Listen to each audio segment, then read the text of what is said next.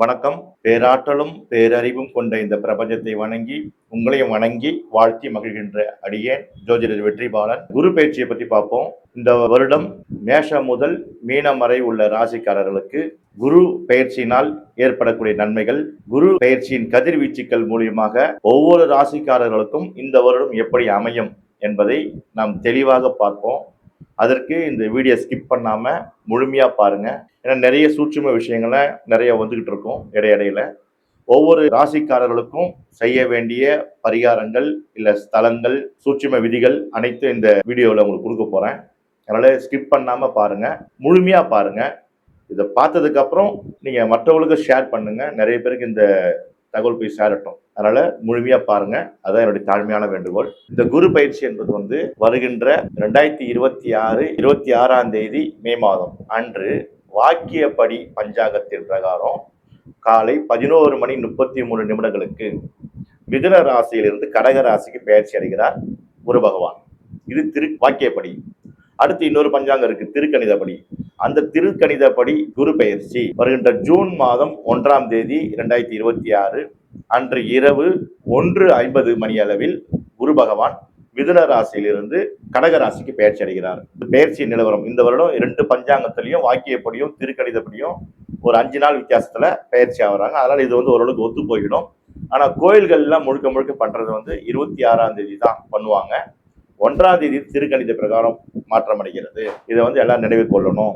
12 ராசி நேயர்களையும் ஒவ்வொரு ராசியும் நம்ம ஃபுல் டீட்டெயில்டா அனலைஸ் பண்ணி இந்த ஒரு வருடம் முழுக்க அவங்களுக்கு எப்படி இருக்கும் என்றதை நான் கரெக்டா உங்களுக்கு ப்ரெடிக்ட் பண்றேன். அதை நீங்க பாத்துக்கோங்க. கடக ராசி நேயர்களே மற்றும் லக்ன அன்பர்களே, நம்முடைய குரு பயிற்சி பலனை பத்தி பார்த்துருவோம். இந்த வருடம் உங்களுடைய ராசி லக்னத்துக்கு குரு பகவான் வருகிறார் ஜூன் 1 தேதி. அப்ப உங்களுடைய ராசி லக்னத்துக்கு குரு பகவான் வந்தார் என்றால் குரு பகவான் உச்ச பலமாக அங்க வருகிறார். உச்ச நிலையில் குரு பகவான் உங்கள் ராசி லக்னத்தில் இருக்கும் பொழுது நீங்கள் உச்ச பலமாக மாறிவிடுவீர்கள். அந்த உச்ச பலத்தினுடைய கதிர்வீச்சு உங்களுக்கு வரும். அப்ப எடுத்த காரியத்தை நிறைவேற்றி ஆக வேண்டும். இந்த வருடம் நான் இதை நினைச்சிருக்கேன், இதை பிளான் பண்ணியிருக்கேன்னா கண்டிப்பா முடிச்சு காட்டுவீங்க. ஏன்னா குருவினுடைய அனுகிரகத்தோட, குருவினுடைய சப்போர்ட்டோட, குரு உங்கள் இடத்துல இருக்கிறதுனால நீங்க அதை வச்சு நீங்க செஞ்சு முடிப்பீங்க. கடகராசி நேயர்களே, உங்களுடைய 2ஆம் இடத்துக்கோ 3ஆம் இடத்துக்கோ குரு பகவானுடைய பார்வைகள் கிடையாது 4ஆம் இடம் வரைக்கும். ஆனால் உங்கள் லக்னத்திலிருந்து 5ஆம் இடத்துக்கு குரு பகவான் பார்வை உண்டு. உங்க ராசியிலிருந்து உங்க ராசிக்கு 5ஆம் பார்வையாக விருச்சிக ராசி மண்டலம் வருது. விருச்சிக ராசி மண்டலம் இருந்து 5ஆம் இடத்துல உங்களுக்கு பூர்வீக புத்திரஸ்தானம் சொல்லுவாங்க. இது வரைக்கும் குழந்தை பாக்கியத்தில் தடங்கள் இருந்தவர்களுக்கெல்லாம் கண்டிப்பாக இந்த வருடம் குழந்தை பாக்கியம் உருவாகும். 5ஆம் இடம் பூர்வீகம். பூர்வீகத்தின் மூலியமாக சொத்துக்கள் மூலியமாக சில வரவுகள்லாம் உங்களுக்கு ஏற்படக்கூடிய வாய்ப்புகள்லாம் உண்டு. கடக ராசிக்கு 7ஆம் இடமாகிய மகர ராசி மண்டலத்தின் மீது கதிர்வீச்சு விடுவதனால் திருமணம் தடங்கள்ல இருந்தவர்களுக்கு அனைவருக்கும் திருமணங்கள் கைகூட வாய்ப்புகள்லாம் உண்டு. நிச்சயமாக திருமண சுப நிகழ்வுகள் நடக்கும். ஏன்னா 7ஆம் இடம் கலத்திரஸ்தானம் மகர ராசி மண்டலத்தை குரு பகவான் பார்வை பார்க்கிறார். குரு பகவான் இருக்கிற இடத்தை விட பார்வைக்கு தான் அதிக பலன் உண்டு. அப்படி இருக்கும் பொழுது பார்வையாக 5ஆம் பார்வைக்கு சொல்லிட்டேன் ஆல்ரெடி. இப்ப 7ஆம் பார்வையாக பார்க்கக்கூடிய மகர ராசி மண்டலத்தை பார்க்கும் பொழுது அப்ப திருமண வயதில் உடையவர்களுக்கு, திருமணம் தள்ளி போய்கொண்டே இருந்தவர்களுக்கு, அனைத்து கடக ராசி மற்றும் லக்ன நேயர்கள் அனைவருக்கும் திருமணம் கைகூட காலகட்டமாக இந்த ஒரு வருடம் அமையும். பயன்படுத்திக்கங்க. நிச்சயமாக பாருங்க, கண்டிப்பாக உங்களுக்கு கிடைக்கும். அதை விட்டீங்கன்னா 9ஆம் இடம் பாக்கியஸ்தானம் குருப்பணஸ்தானம் ஆகிய மீன ராசி மண்டலத்தை பார்க்குகிறார் பார்வையாக, 9ஆம் பார்வையாக. அப்படி இருக்கும்பொழுது 9ஆம் பார்வையாக பார்க்கும்பொழுது அந்த இடத்துல சனி பகவான் இருக்கிறார். அப்ப குடுப்பணஸ்தானம் அங்க இயங்க ஆரம்பிக்கிறது. குடுப்பனை என்பது சனி பகவான் மூலியமாக தடுப்பணையாக இருந்தாலும் குரு பார்வை வருவதனால் இது குடுப்பனையாக மாறுகிறது. இவ்வளவு காலம் உங்களுக்கு தடுப்பணையாக இருந்த சில விஷயங்கள் இப்பொழுது குடுப்பனையாக மாறக்கூடிய வாய்ப்புகள் உண்டு.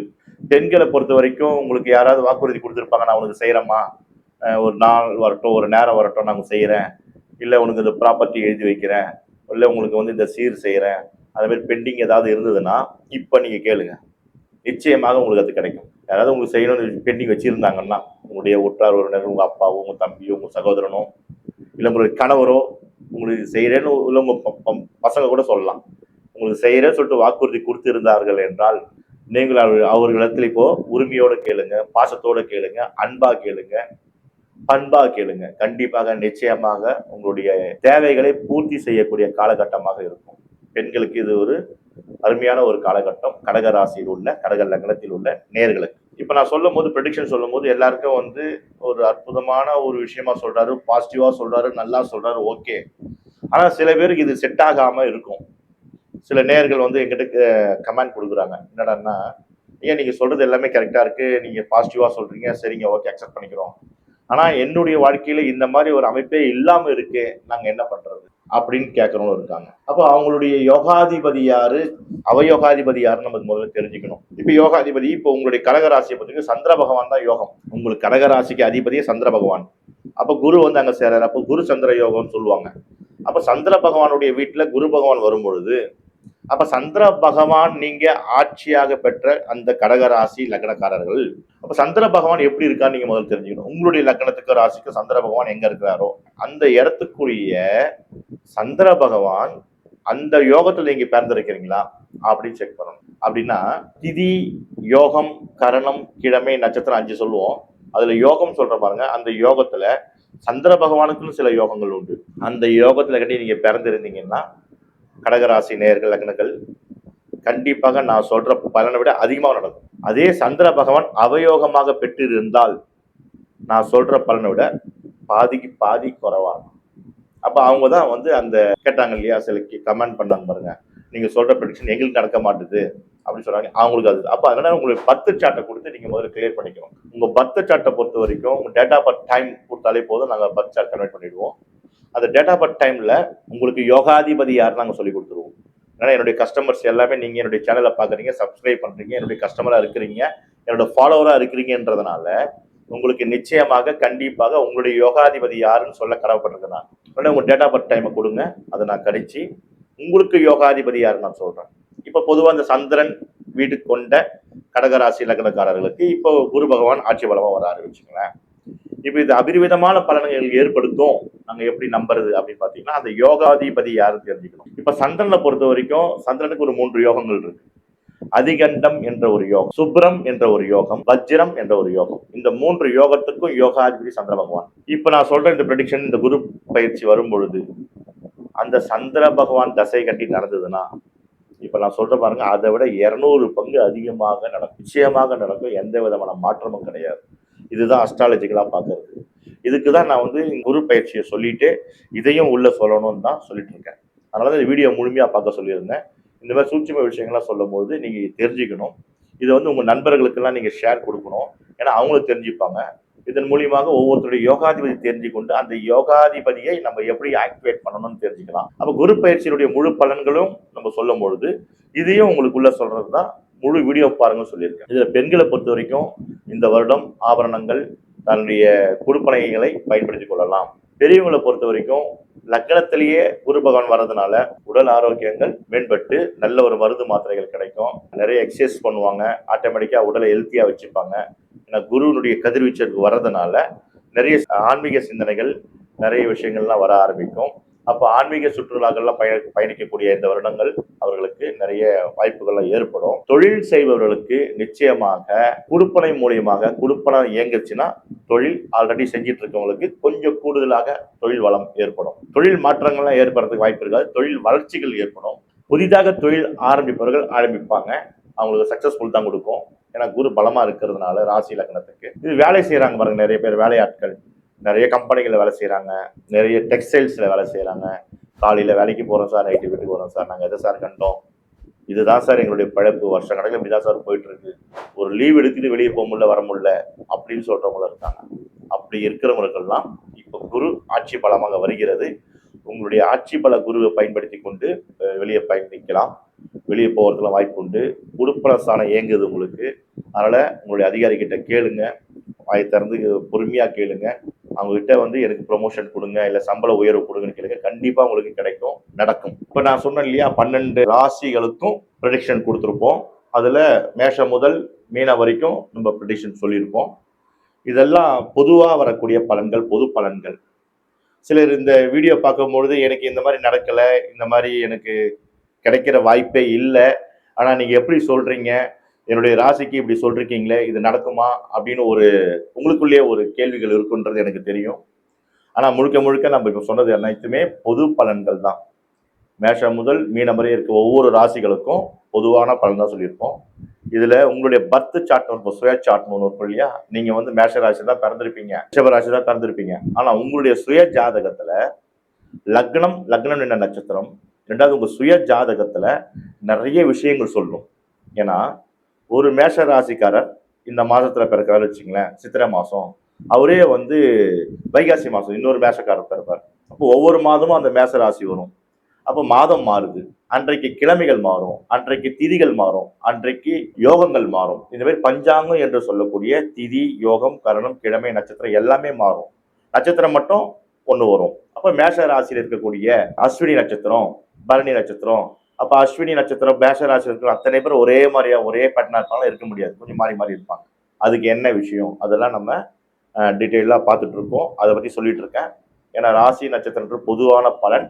இப்போ உங்களுடைய சுயச்சாட்டை வந்து நீங்க எடுத்துக்கணும். அதுல வந்து உங்களுக்கு யோகாதிபதி யாரு தெரிஞ்சுக்கணும். அப்படி யோகாதிபதி யாரு தெரிஞ்சிக்க முடியாதுன்னா நீங்க பிறந்த யோகம்னு ஒன்று இருக்கும். உங்க ஜாதகத்துல யோகம்னு ஒன்று இருக்கும். பஞ்சாங்கத்துல சொல்லக்கூடிய திதி, யோகம், கர்ணம், கிழமை நட்சத்திரத்துல யோகம்னு ஒன்று இருக்கும். அந்த யோகத்துக்கு யோகாதிபதினு ஒருத்தர் இருப்பார். அவர் யாருன்னு தெரிஞ்சுக்கிறதுக்கு நீங்க ஜஸ்ட் எனக்கு ஒரு கமெண்ட் பண்ணுங்க, உங்க டேட்டா பர்த் டைம் கொடுங்க, எனக்கு யோகி யாரு தெரியணும்னு மட்டும் போடுங்க. உங்களுக்கு நான் அதை ஃப்ரீயா எடுத்து அந்த யோகி யாருன்னு சொல்றேன். ஏன்னா என்னுடைய சேனல் சப்ஸ்கிரைப் பண்ணி என்னுடைய கஸ்டமரா இருக்கிறவங்க அத்தனை பேருக்குமே இந்த யோகம்னா என்ன தெரிஞ்சிருக்கணும், யோகாதிபதி யாருன்னா தெரிஞ்சிருக்கணும், அவயோகாதிபதி யாருன்னா தெரிஞ்சிருக்கணும். அப்ப அவயோகாதிபதினா யாரு, எந்த கிரகம், அப்ப அவயோக பிளானட் உங்களுக்கு அந்த தசை நடக்குதா, அந்த தசை நடக்கும்போது அவயோக பலன் கிடைக்கும். இப்போ சில வந்து குரு வந்து கடக ராசியில உச்சம் பெற்றிருக்காரு சொல்லிட்டேன். அப்ப கடகராசி உச்சம் பெற்ற ராசிக்கு நம்ம ப்ரெடிக்ஷன் கொடுத்துட்டோம், நல்லா இருக்கும், அவருடைய பார்வைகள் நல்லா இருக்கும், ஆட்சி பலமா இருக்கான்னு சொல்லிட்டு இருக்கோம். ஆனால் அந்த கடகராசி அந்த ஜாதகருக்கு வந்து இப்ப அவயோக தசை நடக்குது வச்சுங்களேன், இப்ப நம்ம சொன்ன ப்ரெடிக்ஷன் அங்கேயே மாறும். அப்ப நீங்க இப்படி சொன்னீங்களா ஐயா இங்க மாறுதுன்னு நீங்க சொல்லுவீங்க. அப்பதான் உங்களுடைய அவயோகம் யாரு தெரிஞ்சுக்கிட்டீங்கன்னா அந்த தசையோ அல்லது அந்த புத்தியோ அது நடக்கும் பொழுது நம்ம கேர்ஃபுல்லா இருக்கணும். இது தெரிஞ்சுக்கிறதுக்கு தான் கம்பல்சரி உங்களுடைய யோகம்னா என்னன்னு தெரிஞ்சுக்கணும். நீங்க பிறந்த திதிக்கு என்னென்ன கோயில்களுக்கு போகணும்னு தெரிஞ்சுக்கணும். அதெல்லாம் நான் உங்களுக்கு சொல்லித்தரேன்.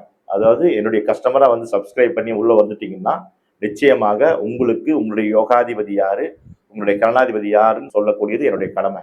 அப்ப நீங்க வந்து எனக்கு இதுல கமெண்ட்ஸ்ல வந்து நீங்க கொடுங்க, உங்களுக்கு டேட்டா பர்த் டைம் கொடுத்துட்டு என்னுடைய யோகி யார் தெரியணும், அவயோகி யார் தெரியணும் சொன்னீங்கன்னா கண்டிப்பா நான் உங்களுக்கு அதனுடைய ரிசல்ட்டை கொடுக்குறேன். இப்போ வந்து பொதுவா வந்து குரு பகவான் அப்படி எடுத்துட்டோம்னாக்கா குரு பகவான் யோகமாக ஒரு 3 வீடு இருக்கு. குரு பகவானுக்குன்னு ஒரு 3 வீடு இருக்கு. அப்போ ஒவ்வொரு ராசிகள் சொல்லும் பொழுதும் நான் சொல்லிட்டு வரேன். குரு பகவானுக்கு இருக்கிற 3 ராசிகள் வைத்திருதி என்ற ஒரு யோகம், இன்னொரு சூலம் என்ற நாம யோகம், இன்னொன்று வரியால் என்ற நாம யோகம். இந்த 3 யோகங்களும் குரு பகவான் இவர்களுக்கு யோகமாக இருப்பார். இப்ப இந்த குரு பலனை பார்த்தோம், குரு பயிற்சியினுடைய பலனை பார்த்தோம். இந்த 3 யோகத்தில் பிறந்தவர்களுக்கு கண்டிப்பாக நிச்சயமாக குரு அபரிவிதமான பலன்களை கொடுப்பார். அப்ப இந்த 12 ராசிக்காரர்களுக்கு இந்த யோகத்தில் குரு பகவான் இருக்கிறாரான்னு முதல்ல அவங்க ஜாதகத்துல அவங்க பிறந்த அன்னைக்கு அந்த யோகம் இருந்துதா, வரியால் என்ற யோகம், சூலம் என்ற யோகம், வைத்திருதி என்ற யோகம் இருந்துதான் நம்ம செக் பண்ணிட்டோம்னாக்கா உங்களுக்கு அடிச்சது ஜாக்பாட் நம்ம கிளீனா சொல்லிடலாம். இந்த 3 யோகத்தில் பிறந்தவர்களுக்கு குரு பகவான் எங்கெங்கெல்லாம் வரும்போது பலன் சொல்லியிருக்கணும், எந்தெந்த ராசிகள்லாம் சொல்லியிருக்கணும், அவங்களுக்கு எல்லாம் ஜாக்பாட் அபரிவிதமாக கண்டிப்பாக நிச்சயமாக அடிக்கும். அதுல ப்ரெடிக்ஷன்ல மாற்றமே இருக்காது. 100% கரெக்டா நடக்கும். அப்ப பொது பலனா சொல்லும் பொழுது சில பேருக்கு நடக்கலன்னு சொல்லிட்டு வருத்தப்படுறாங்க. அதனால ஜோதிடத்து மேலேயே வந்து சந்தேகப்படுறாங்க, ஜோதிடர்களே சந்தேகப்படுறாங்க. ஏன்னா அவர் பாட்டு சொல்லிட்டு இருப்பாருங்க, அவர் பாட்டுக்கு நிறைய கமெண்ட்ஸ் பாக்குறோம். மற்ற ஜோதிடர்களுடைய கமெண்ட்ஸ்லாம் வந்து அப்படிதான் இருக்கு. அந்த கமெண்ட் சொல்லும் போது இவங்கெல்லாம் இப்படிதான் சொல்லிட்டு இருப்பாங்கலாம் சொல்றீங்க, அதெல்லாம் வேண்டாம். நல்லபடியா பாருங்க, நல்லபடியா சொல்லுங்க. இல்லையா பிடிக்கலையா நீங்க போயிட்டே இருங்க. ஏன்னா நிறைய பேருக்கு ஜோதிடம் என்றது பிடிக்காது, கடவுள் பக்தி இல்லாம இருப்பாங்க. அவங்களை வந்து திருத்தவோ இல்ல மாத்தவோ எதுவும் பண்ண முடியாது. அதனால நம்ம என்ன பண்றோம்னா நம்ம ஜாதகம் தெரியுதோ தெரியலையோ சொல்றாங்க, அதை பற்றி ஃபாலோ பண்ணிட்டு வரலாம். ரெண்டாவது அந்த ஜாதகத்தினுடைய அடிப்படையை என்னன்னு முதல்ல பேசிக்கா நம்ம தெரிஞ்சுக்கணும். இந்த பொது பலனை வச்சே நீங்க உங்க ஜாதகத்தை அனலைஸ் பண்ண கூடாது. அதுக்குதான் நான் மறுபடியும் சொல்லிட்டு வரேன்.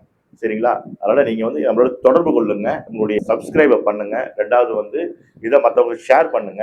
நீங்க எனக்கு கமெண்டும் கொடுங்க, கமெண்ட்ஸ்க்கு நான் பதில் கொடுக்குறேன் கண்டிப்பா.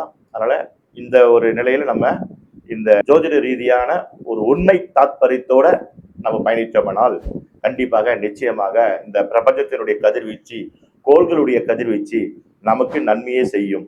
அப்ப நன்மை செய்யக்கூடிய கதிர்வீச்சு என்ன, நன்மை செய்யக்கூடிய கோள்கள் எது என்பதை நாம் தெரிந்து கொள்ள வேண்டும். அப்ப கதிர்வீச்சு எப்படி நமக்குள்ள வருது, நம்ம உடம்புக்குள்ள அது எப்படி செயல்படுது என்ற விஷயங்கள்லாம் நான் உங்களுக்கு நிறைய சொல்ல கடமைப்பட்டிருக்கேன். அதெல்லாம் உங்களுக்கு அடுத்தடுத்த வீடியோவில் நான் உங்களுக்கு சொல்றேன். அதனால நீங்க வந்து நம்மளுடைய சேனலை சப்ஸ்கிரைப் பண்ணிட்டு உள்ள வந்தாதான் உங்களுக்கு அடுத்தடுத்த விஷயங்கள்லாம் உங்களுக்கு வந்து சேரும் என்று தெரிவித்துக் கொண்டு நான் உங்கள் ஜோதிடர் வெற்றிபாலன் திருவள்ளூர்ல இருந்து அனைவருக்கும் வணக்கங்கள், வாழ்த்துக்கள்.